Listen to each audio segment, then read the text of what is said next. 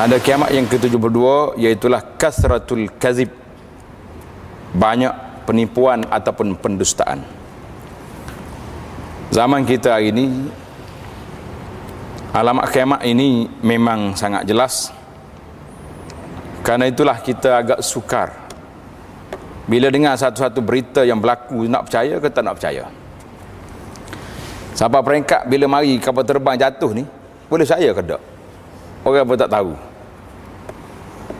Dan hari ini orang sibuk dengan kehilangan sebuah kapal terbang. Biasanya hidup hilang kereta, bila hilang kapal terbang tu ajaib sikit lah. Jadi ada lagi benda-benda yang ajaib dalam dunia ini yang berlaku. Memang agak sukar untuk kita membuat penilaian. Kerana apa? Kerana kita tak tahu boleh percaya ke tak boleh percaya, boleh terima ke tak boleh terima. Tengok dalam kitab kita ni, banyaknya pembohongan ataupun disebut dalam bahasa Arab kasratul kazib, banyak penipuan.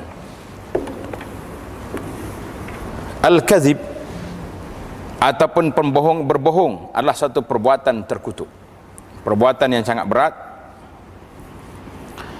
dan seorang itu akan terus berbohong dan berusaha untuk berbohong sehinggalah dia dicatatkan oleh Allah sebagai seorang pembohong. Dalam hadis yang jelas Nabi kita sebut, sentiasalah orang yang berbohong ini berterusan dalam kebohongannya sehingga ditulis yuktabu indallahi kazzaba, ditulis di sisi Allah Ta'ala sebagai pembohong. Dan diriwayatkan daripada hadis Nabi SAW, yutba'ul mu'minu alal khisal kulliha illal khiyanah wal kazib. Orang-orang yang beriman boleh berusaha untuk mempunyai segala jenis sifat. Ada belaka. Kalau nak tengok hari ni, orang-orang yang beriman, anak-anak orang Islam tu boleh jadi belaka, tetapi melainkan khianat, al-khiyanah wal kazib. Dua sifat ini tak boleh ada pada orang beriman. Sifat khianat dan sifat berbohong. Ini dah bahaya. Khianat dengan berbohong ni bukan sifat orang yang beriman. Kerana al-mu'min la yakzib, orang beriman tak main, tak cakap bohong. Hadis ini riwayat Imam Ahmad dengan sanad yang dhaif. Jika Rasulullah sallallahu alaihi wasallam mendapati salah seorang daripada ahli keluarganya berbohong, maka baginda akan memulaukannya sehingga dia bertaubat. Itu orang biasa disuruh bertaubat. Macam mana kalau orang-orang besar berbohong, lagi dahsyat. Kerana pembohongan yang dibuat oleh orang besar ini lebih dahsyat kesannya kepada orang-orang yang di bawah. Salah satu tanda hari kiamat ialah pembohongan yang banyak berlaku dalam kalangan manusia. Seseorang itu tidak akan menahan dirinya daripada berbohong apabila dia bercakap, dan dia tidak akan mengesahkan dahulu apa yang dia sampaikan kepada orang lain. Ingat, perbuatan ini merupakan tambahan kepada sifat keji berbohong, kesan buruknya dan banyaknya pembohongan dalam kalangan manusia. Sangat jelaslah kepada kita hari ini, penyakit ini memang berleluasa. Dari Abu Hurairah radhiyallahu anhu, katanya Nabi sallallahu alaihi wasallam bersabda, yakunu fi akhiriz zaman dajjalun kazzabun ila akhiril hadis. Pada akhir zaman akan muncul pembohong-pembohong besar yang datang kepada kamu dengan membawa berita-berita yang belum pernah kamu dengar dan belum pernah didengari oleh bapak-bapak kamu sebelumnya.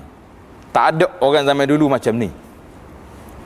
Kerana itu jauhkanlah dirimu dari mereka agar mereka tidak menyesatkanmu dan memfitnahmu. Hadis ini sahih, diriwayatkan oleh Imam Muslim. Jadi pembohongan yang berlaku di kemudian hari ini sangat dahsyat. Dalam apa bidang sekalipun, kita nak percaya macam mana. Pembohongan dalam bab perniagaan tinggi. Pembohongan dalam bab politik lagi dahsyat. Pembohongan dalam bab agama pun banyak.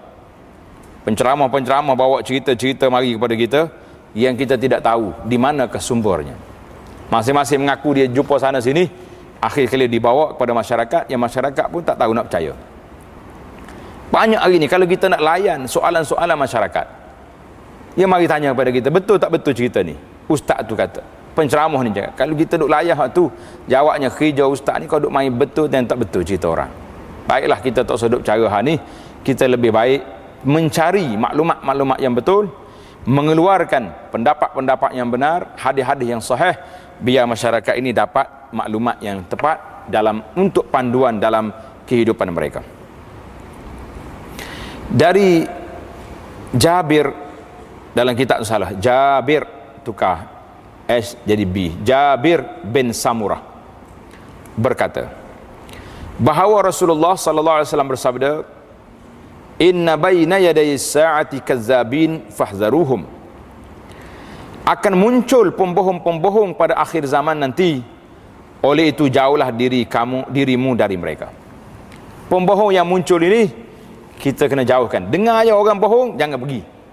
Banyak cerita yang timbul, tak tahu nak kata apa. Wa ma aktsarul ahadits wal akhbar wal qisas al gharibah, betapa banyaknya cerita-cerita dan berita-berita, dan betapa banyaknya cerita-cerita pelik yang terdapat sekarang, kerana manusia tidak dapat menahan diri mereka daripada berbohong. Allahu akbar. Banyak. Dan menyebarkan, Rasulullah sallallahu alaihi wasallam beri amaran tentang mempercayai dan menyebarkan semua hal yang kita dengar. Penting buat kita untuk mengesahkan semua berita yang kita dengar sebelum menyebarkannya, supaya kita tidak tergolong dalam pembohong, justru mengikut jalan yang salah dan berdusta.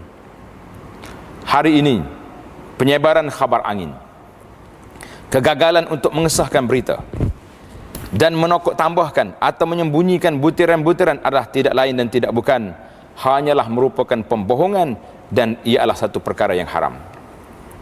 Para jemaah sekalian, kalau kita nak tengok zaman kita ni disebut dengan zaman-zaman internet, berita yang masuk melalui Facebook ke, Twitter ke, WhatsApp yang hari ni, berapa peratus yang boleh percaya? Maka kita sebagai seorang yang beriman pada Allah Azza wa Jalla, al-mu'min la yutba'u 'alal khiyanati wal kazib, yang tak boleh berdusta, tak boleh jadi pengkhianat ini, bila sampainya berita jangan terus hantar kepada orang, jangan. Pastikan dulu maklumat tu sahih ke tak sahih. Berita yang kita terima ni betul ke tak betul? Tak betul, maknanya kita telah share, menyebar sama berita yang tak betul. Kita ada saham juga dalam penyebaran berita palsu. Apalagi kalau berita yang menyebabkan tentang hukum hudud, hukum syariat, lagi dahsyat. Hari ini masyarakat dalam keadaan bahaya, dalam keadaan kawat. Bila berita-berita yang kita terima, kita kata betul ni cerita ni, awak ada bukti? Yang awak kata betul kes ni, awak ada bukti? Tak ada. Kalau tak ada, kita membetulkan, membenarkan berita yang kita tak ada bukti, bermakna kita telah menyokong, share sama dalam perkara-perkara, membuat tuduhan-tuduhan yang tidak ada bukti, yang kebanyakan tuduhan-tuduhan tersebut adalah pembohongan yang menyebabkan kita masuk dalam golongan dosa besar, kerana menyokong, membuat tuduhan kepada orang yang tidak ada bukti. So khabar ada, TV ada, biar dia yang tulis, dia ada bukti dia buat.